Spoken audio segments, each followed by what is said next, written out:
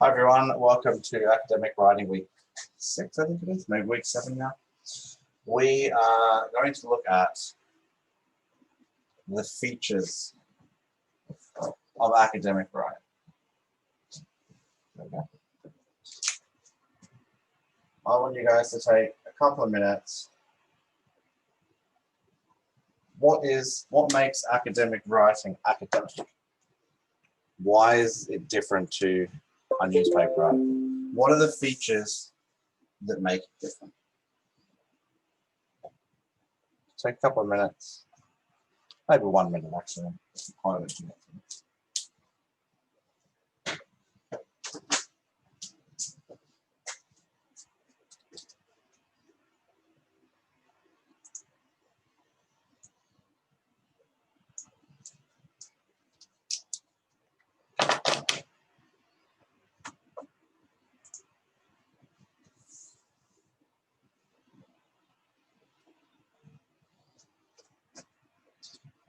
Izzy and Ross, put it in the chat if you've got anything to add.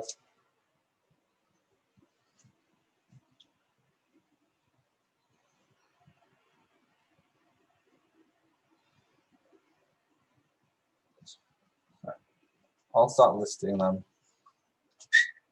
So Izzy, the question was, what are the features of academic writing? What makes it academic? So I'm going to write out some headings. Complexity is a big one. So complexity refers to the written and spoken language. Written language in academic terms has longer words. We have a varied vocab.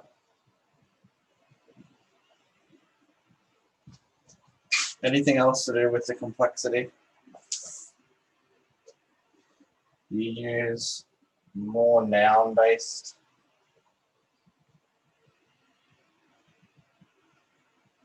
than verb-based.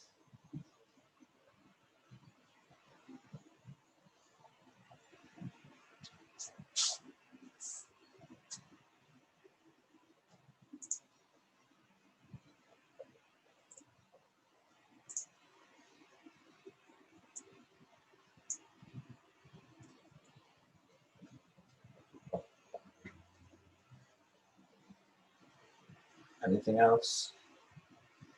The grammar is more complex. So no contractions.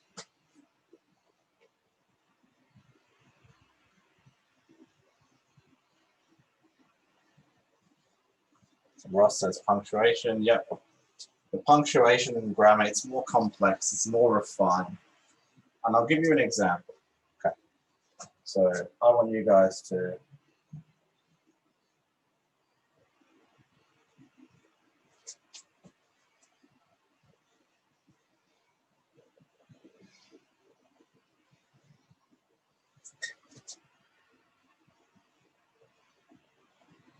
and this sentence will demonstrate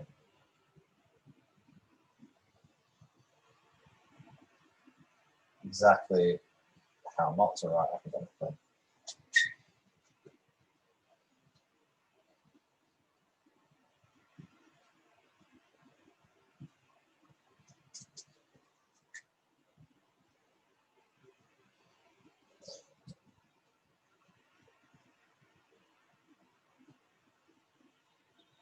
So this looks like something I would write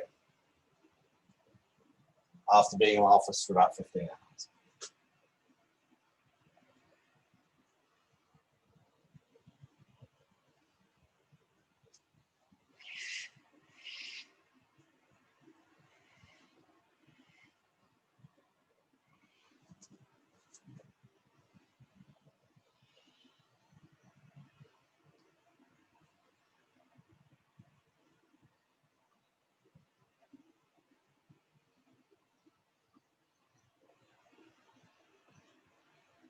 Okay, you can control the trains this way, and if you can be quite sure that they'll be able to run more safely and more quickly than they would otherwise, no matter how bad the weather gets. That is not an academic sentence. I'm going to give you guys 1 minute to condense this into something more academic.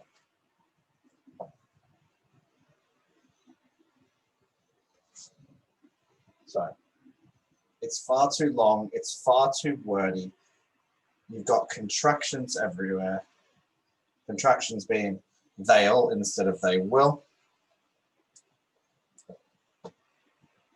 And I want you to write this in a more grammatically succinct way.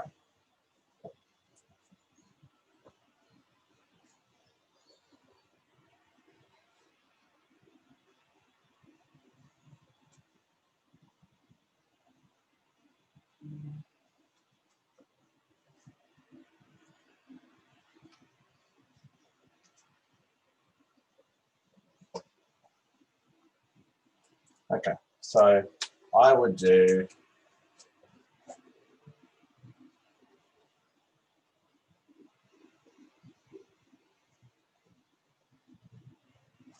if you write a sentence and you run out of breath before you get to finish it, it's too long. It's twice as too long. It's twice as long.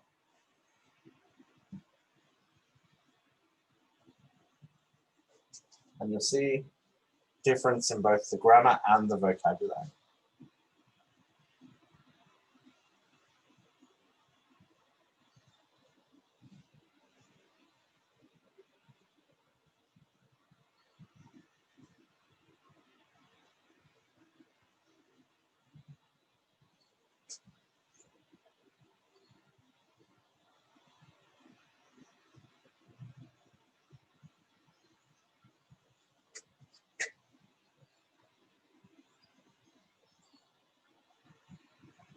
So my version, the use, I'm not going to write it, so I can't bother.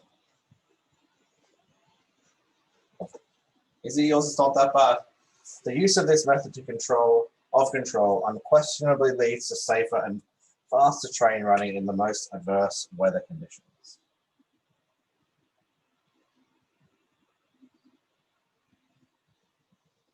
So it's succinct. I don't run out of breath before I finish it.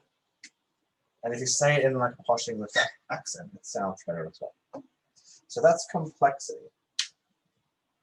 You're using longer words. You're not using contractions.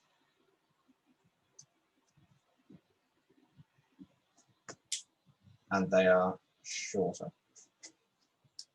We have longer, more complex words, even though unquestionably it's not that complex. Okay. That is complexity.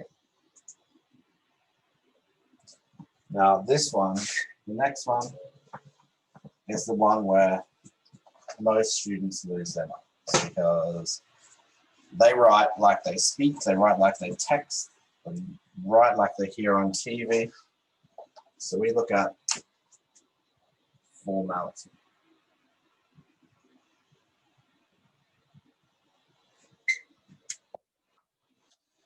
So,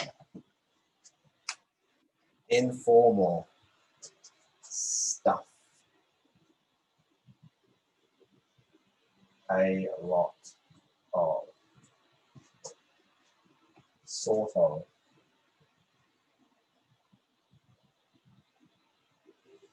Thing.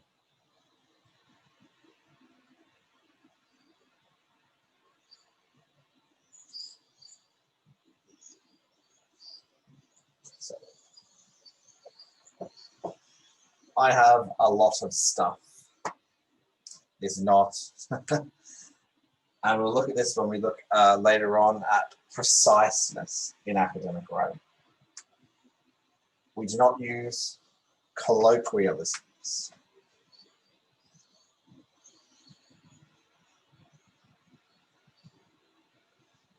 Colloquialisms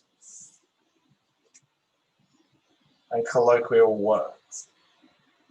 So you would never write the server in academic writing. You would write the service station.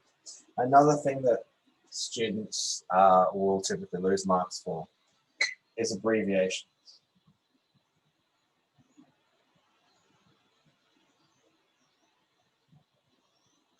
So can't,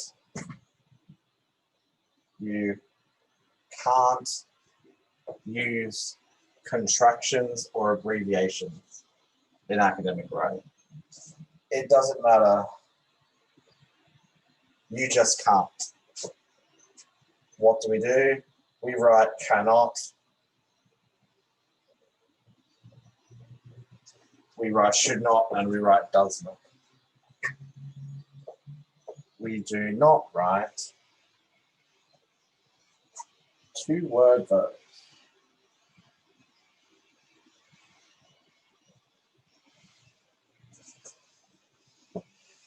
Put off.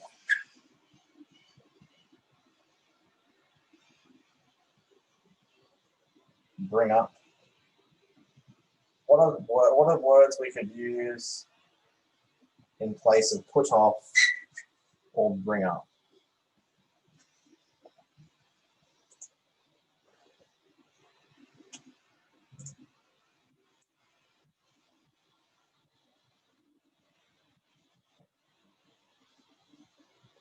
So take 30 seconds. What would we use? Oh, sorry, instead of put off. So I'm going to put off doing that. I'm going to, what's the word? No, I can't. Avoid.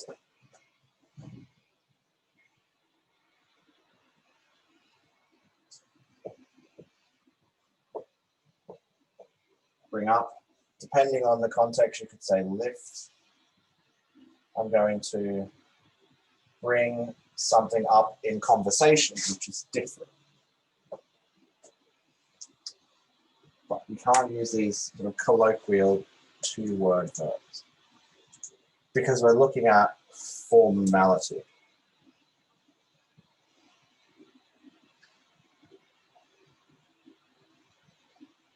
Okay.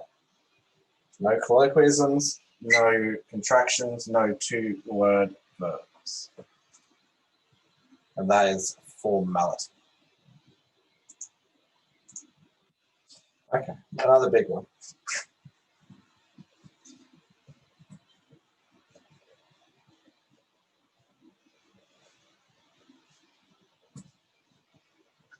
Precision.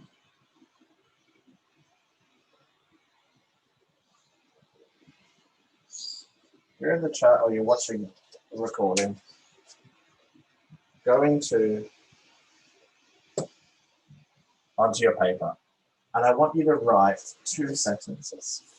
One that is precise and one that is very imprecise. I'm going to give you 1.5 minutes to write a precise and imprecise sentence.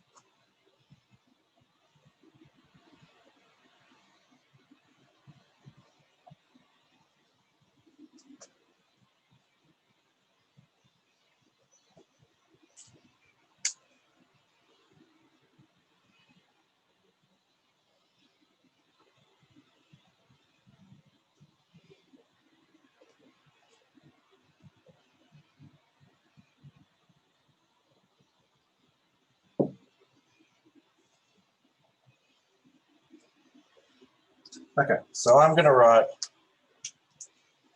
there are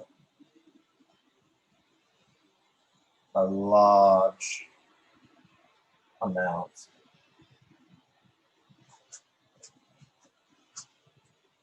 of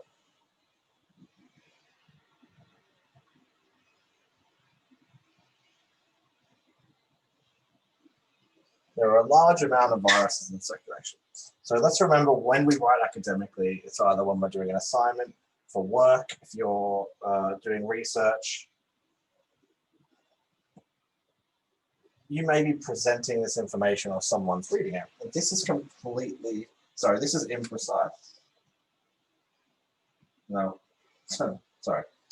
So this is completely useless information.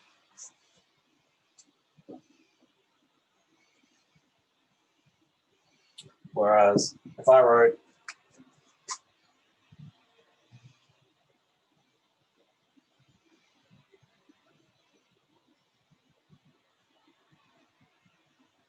so there's two things that are missing here. Large amount doesn't mean anything. Okay, but where in Australia? Because if you're presenting, let's say I'm going over to the US to present this at a conference, and I say I'm talking about Australia, or I don't say where I'm talking about, and I just come out with this. It's imprecise because the number is vague and there's no location, or what does it mean? So preciseness can also carry forward into, and this is a problem because precision in scientific writing. So if you're undertaking research, you're writing research papers, and you're just kind of giving close enough numbers, then your work won't be able to be reproduced. It will be effectively wasted. So we have to be precise, especially if you're working scientifically.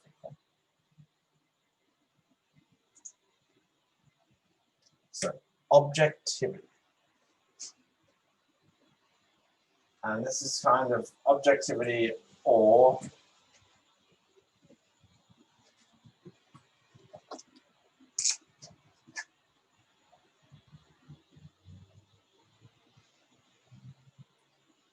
objectivity, or sort of not about you.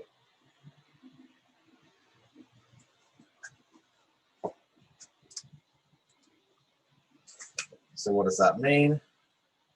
We don't use the word I. It is impersonal. Because if you're trying to tell me something, at the end of the day, I don't really care about your opinion. I just want to know what the numbers say. So we do not use I, we.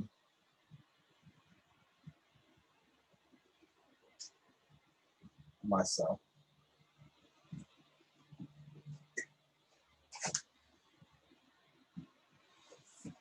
The common mistake I see, in my opinion,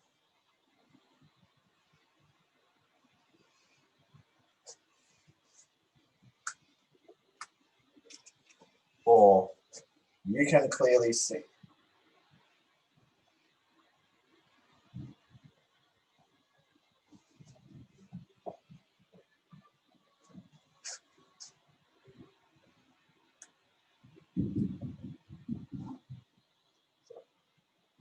In my opinion, you can clearly see. These are the most common mistakes that you'll see. So all well and good for me to tell you what not to do. Instead, write, instead of saying, in my opinion, clearly best option. Some would argue that clearly is not an academic term, but I'm okay with it. This is where, so instead of using any of these, clearly the best option. This is where, what else have we got?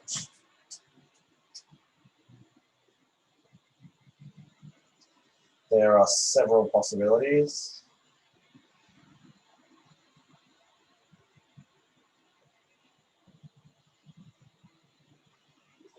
So what I want you guys to do now is write any random sentence with one of these. Then I want you to write a sentence using one of these. So it's both sentences saying effectively the same thing. And you have 1 minute, 30 seconds. Yeah.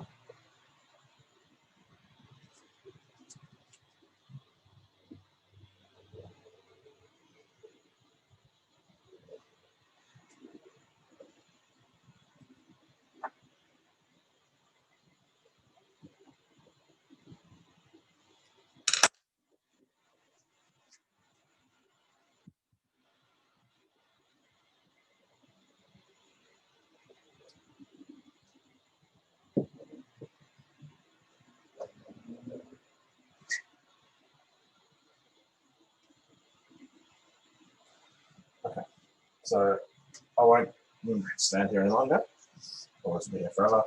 But try to practice writing 2 sentences saying exactly the same thing, one from each side, and try to only use these.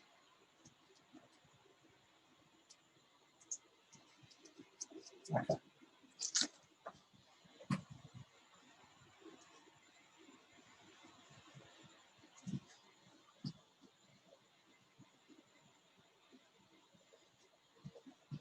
So explicitness.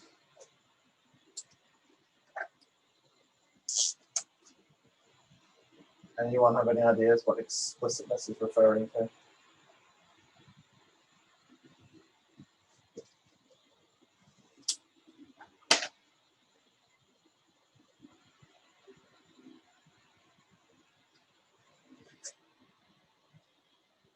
No? Okay. Basically, if you've got something to say it.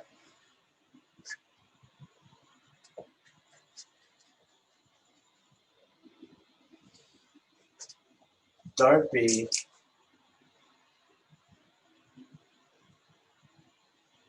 wishy-washy.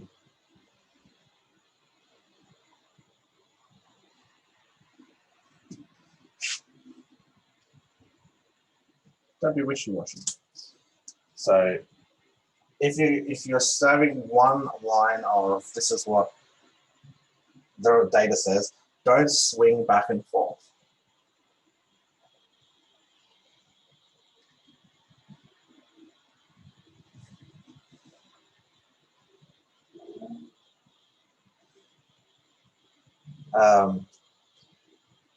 When you're looking at sentences, if one sentence, if you finish this sentence here, and this sentence here is providing more evidence for this one, start the sentence with an addition.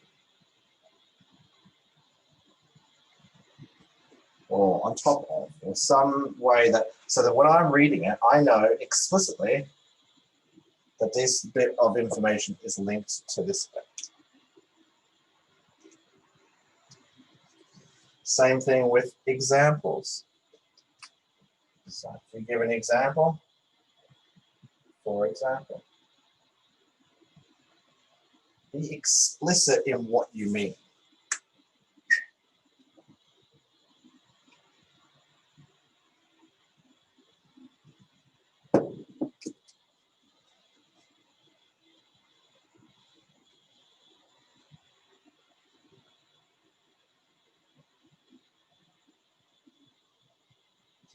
Okay. Explicit is a bit of a weird. If you're going to say something, say it. So if you're going to give more information, in addition, if you're going to give an example to prove your point, make sure I know it's an example.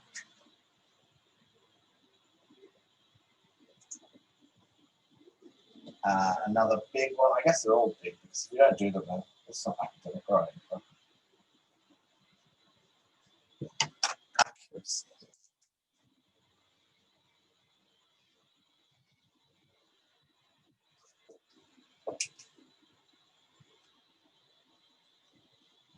And this is using the right words.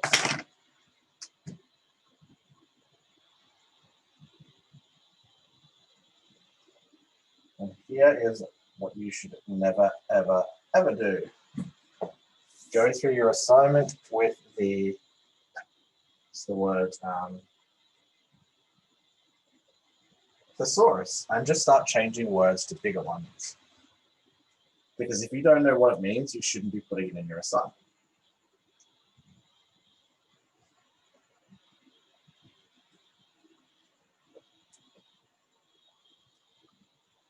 So use the right words.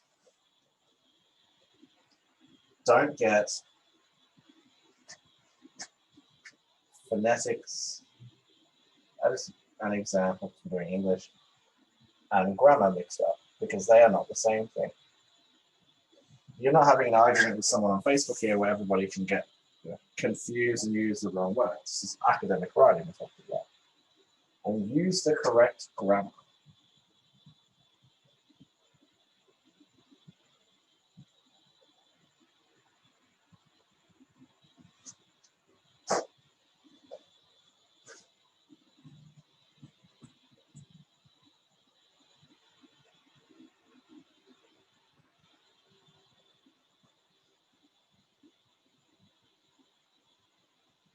Again, you're not on Facebook, you're not texting your friends. Use the correct words, the correct grammar, the correct spelling, and make sure that your work is accurate.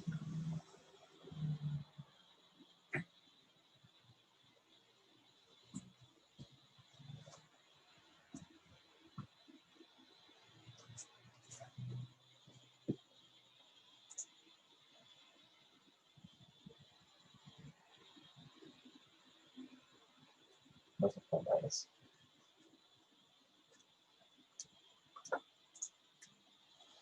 Okay. Izzy, I think you said references in the very beginning. Responsibility.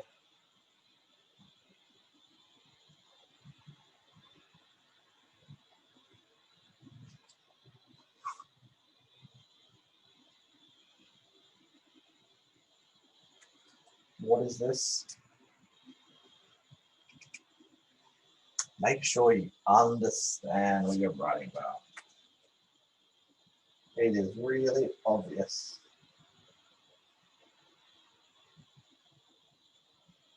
When people go on the internet, they find the most complicated source they can, and they don't actually understand. It actually says something completely different to the argument they're making. A lot of the time, it actually goes against the argument that they're making. So we do this by paraphrasing.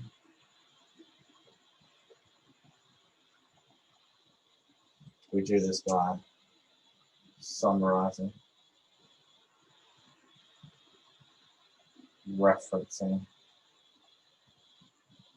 Why in academic writing is it, 30 seconds to have a think. Why in academic writing is it so important that we reference? I'm going to write a big word from the form.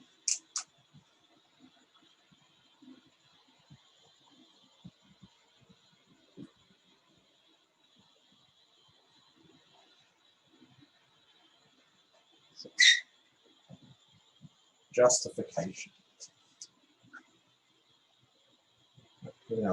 20 seconds to think about why referencing is so important.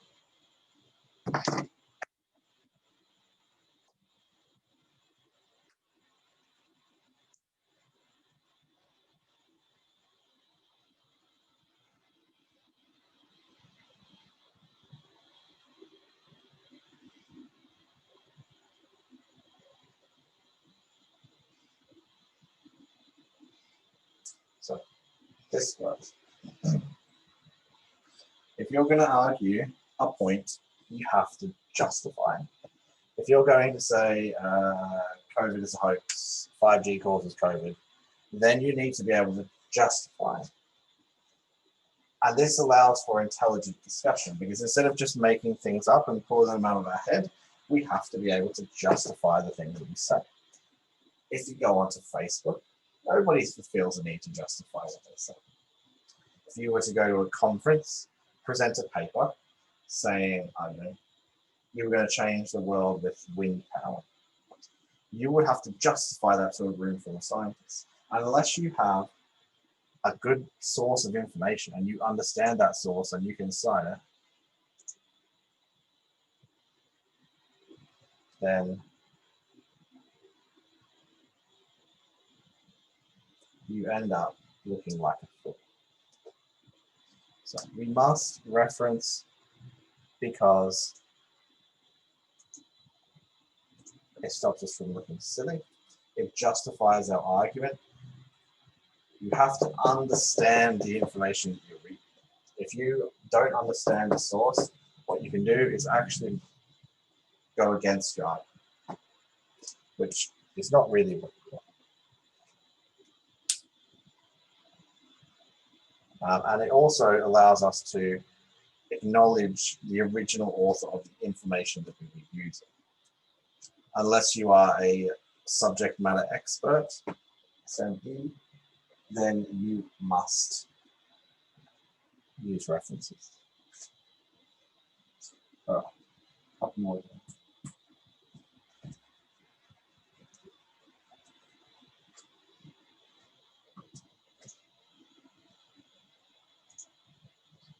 Okay. I'm gonna go out and live and say the most important.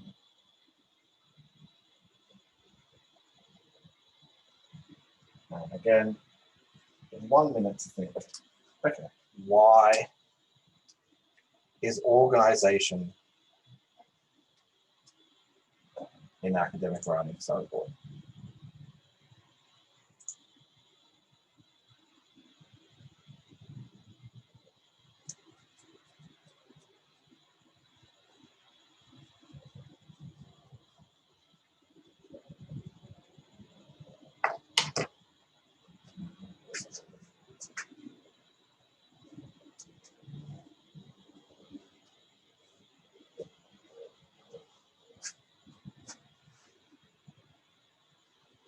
Okay. Why is organization important? Okay, let's say we're writing a report.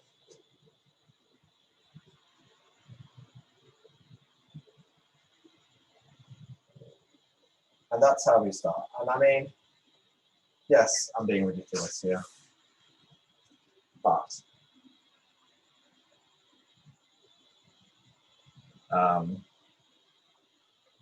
let's prove a point, yes.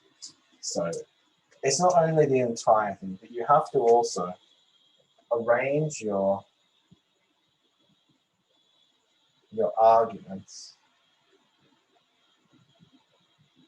logically. All of your arguments should flow in a logical pattern from top to bottom. Your introduction should obviously come first. And people make the mistake of writing their introduction first.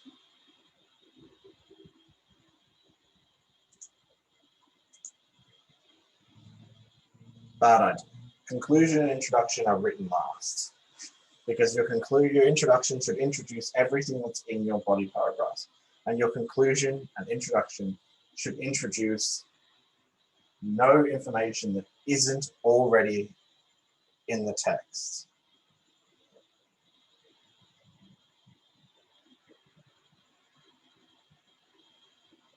And that is a big problem. If I read the introduction, it should tell me exactly what's ahead. When I read a conclusion, it shouldn't have any other information. It should be a summary of the information that's required. That's in the text. It's especially important in essays, because the paragraphs, each paragraph should lead into the next one. There should be linking. There should be a nice, easy flow using these linking sentences that I teach you about. And each, it's important to understand that each sort of type of academic writing, essays, research reports, reflective writing, literature reviews, they all have a different structure. And it's important to understand and kind of get good at writing in different ways.